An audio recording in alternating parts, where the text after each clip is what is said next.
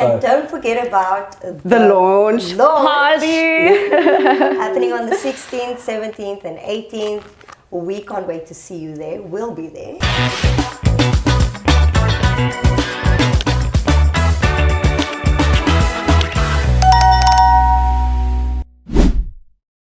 Hi guys, welcome back to the Quick Trader channel. We are just so thankful for everybody that's been interacting and supporting the channel and the growth thereof. Today we'll be discussing how to create a P2P offer. Awesome, man. So we need some prerequisites before we start creating offers. I think the first and most important is obviously making your profile. Yes. So getting onboarded onto the platform is going to be step number one, right? So from that experience of starting up, you obviously need to go through KYC. Mm-hmm. So KYC is quite an easy one.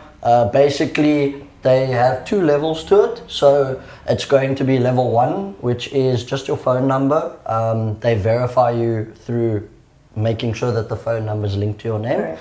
And then you've got level two, which is ID verification, mm-hmm. and I think it's your home address as well. So they just do these background checks on you to make sure you're not a bad fish, you're not a fraud fish coming out of the platform, you know? Which is everything we want to know as well as people will be interacting with others on the platform. So it just makes sense that we provide that information, making us more authentic, and then knowing that you're going to be trading with someone that also will provide that information. It's just you just feel a bit more comfortable with people who are willing to give that information, knowing that they're not, Well, you don't want to be trading with anonymous. Exactly. You know what I mean? You don't know who you're working with. Red flag off the bat, And I think it's very important, So obviously you're going to be onboarded. You need to know who you're working with as well. So that gives our audience as well some peace of mind, just knowing that there's no skellums. That's literally the first thing we're going to be checking when someone's biting onto one of our offers. First thing we do, info. Are you verified? Vetting. Important to vet. So that was step one. Tols, what is step two? So step two would be security, very important, and this is done by authentication, so two-factor authentication. This is either by Google or another one called Authy as well. So basically this protects your money, and you know that once you have put in the special PIN that your money can't then be touched. If there is someone that is trying to hack you or anything like that, you've got full responsibility in terms of putting in the Google authentication and verifying that the amounts can be used. Which is like separate from the platform itself. Correct. So you know that you have to access that platform and this platform in order to So it's an added layer of security. Definitely, and it's definitely better. Yeah. So it's important to have two-factor. Just because of the fact, we have mentioned this in a previous video, but it's important to know that if you're going to be using the platform as your main platform, right? We'll be able to send codes and stuff via email or via SMS, but if somebody gets into your account, they're able to just send that code. Exactly. They'll get the code to them, and then you're in trouble. So because they'll have access to that stuff, it's better to have your two-factor authentication on. The third most important thing, I'm sure you know a little bit about it, would be funding. So you need to have the correct funding account as well. So on the P2P platforms, you're able to trade spot and you're able to do futures on top of P2P itself. So if you're not funding the correct wallet, that's also going to become a problem. Yes. So have you ever run into any issues funding your wallets? Is there any sort of problems that you could mention? Checking that the link that you're linking to your wallet is the correct link. You're using the correct type of crypto, the correct chain. All of those things are important. Double check, triple check. Always look at that code.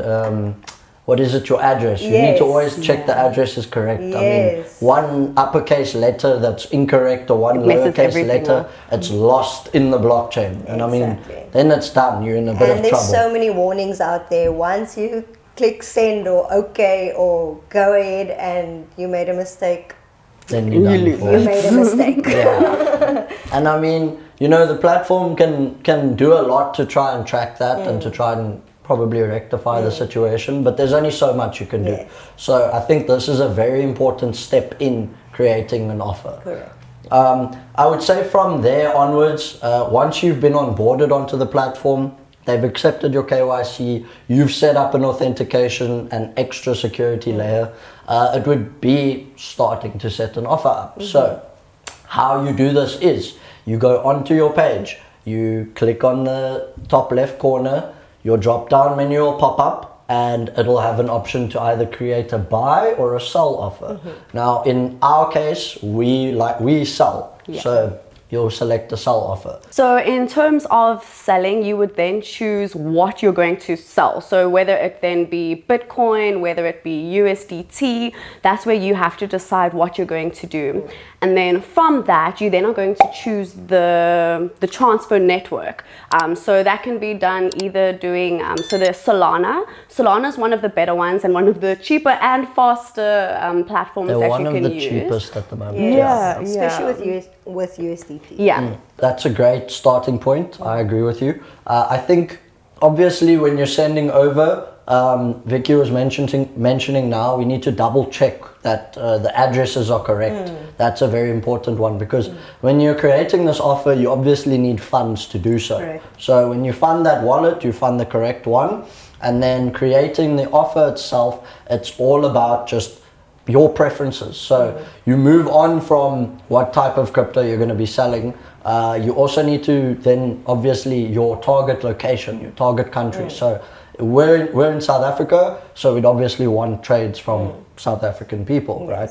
However, we're able to also trade with other sections in the world and other countries that maybe don't have access to crypto or it's too expensive for them to buy. So they'll come over here, they'll check our offers out and go, wow, okay, this dude's only charging 6% and in their country it's maybe 17 or 18%, and that becomes a problem for them. So that's where we're able to kind of get ahead while creating our offers. And not only are we able to then choose to trade with these other countries, but we can also block them. Exactly. If we want. There are some countries we're just like, I know you I don't trade with Kenya. Personally, I have nothing against Kenyan people, but just I've found that the most scammers have actually popped up. It's like I keep a logbook, so I keep names and stuff, and I block the people. But when I see a Kenyan flag behind the name, I usually that's a red flag in my head, you know.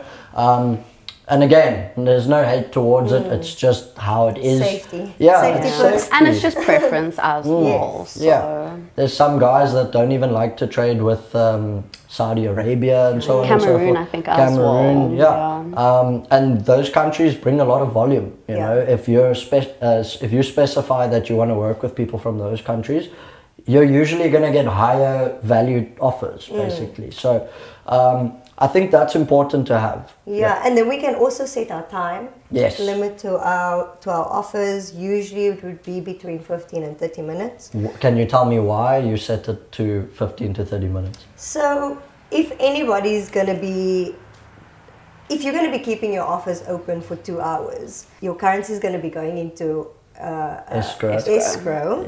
And once it's there, you don't have access to it. So if you're going to be letting trades run for 2 hours and a few people are biting onto your trades, you're going to be sitting with an issue with someone who really wants to trade. So that gives them time to waste almost. Exactly. That gives them an opportunity to waste your time. And it shouldn't take long at all. Exactly. I mean, to go pay, do what you need to do, and then finish the trade, and that's that. Especially with your bank transfers. If we're talking cash sends, you might want to give them a little bit more time. These people have to actively go to an ATM, deposit that money. So they're going to need some more time, especially when you're working with someone new. Yeah. So you give that, it's a give and take, like. And they give and also take need to system. understand that, you know, once they've sent you the receipt, then you also need the time to go get the money, confirm that the receipt is actually correct and what you're getting, and that you can see the money in front of you, and then you can say, cool, thank you so much, this is fine, and then you can proceed with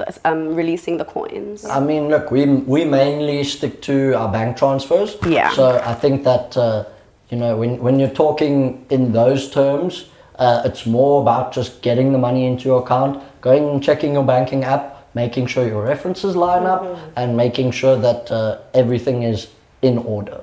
Correct. But yeah, so those are the first few basic steps. We'll continue on in the next video. Thank you guys so much for watching. We appreciate all the support we've been seeing. We're getting a lot of love from you guys, and yeah, it means a lot. We've been working really hard on this series for you, and we've got so much more to come. So And don't forget about The launch party. happening on the 16th, 17th, and 18th. We can't wait to see you there. We'll be there. yeah, We're going to have some refreshments. It starts at 4, ends at 8. We'll have a little after party. So come and join us. It's in Woodstock. Woodstock Exchange, yeah, Woodstock 16th, Exchange. 17th, 18th of Jan. We're here. We're ready to go. So thank you guys.